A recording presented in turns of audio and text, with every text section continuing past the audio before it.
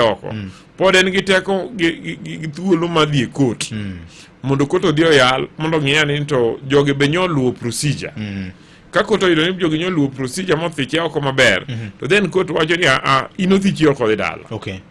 So pod en a long process. Court be niga gi weche mang'eny ma giyalo pile ka pile.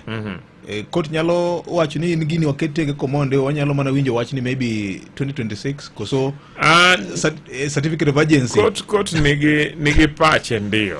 However, this is chalo issue mar presidential petition mar presidential election. Yes. And it determines kaka the future dhi mbele. Nikech a decision needs to be made ni Rigiji pod dibedo deputy president pod onyadhi e cabinet. Okwanya wacho ni wadwa postpone nyaka 2026 ni pod giyalo ga cabinet tok gilos. Okay? Court parliament onego decide very quickly. Ka parliament has decide court be, I am sure ni court will also decide it very quickly.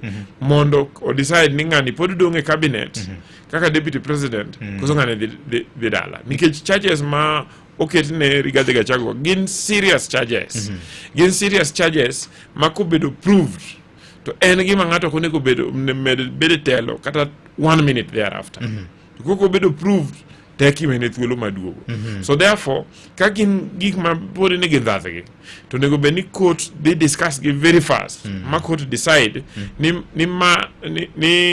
jogi nyotimo gini in a proper way ng'ani mondo dhi dala immediately.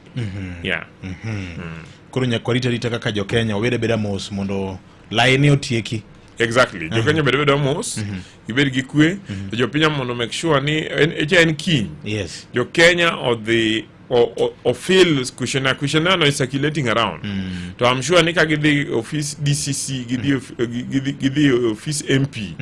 Ginya yodo forms go. Okay. Mondo gi print gi, mondo gi fill forms go kagi yie ni ragedo didala kata gidagi aito gi cow forms go mondo gi meet their representatives whether an MCA kata MP mondo kata DCC mondo make sure ni odi otergi mondo parliament wiji pachgi jothurwa ma en chance ma jothurwa and anyiso ga ji pile ni jothurwa nigi chance mar bete serikal and this is an opportunity mar mondo gi decide nito bete serikal magidwa bete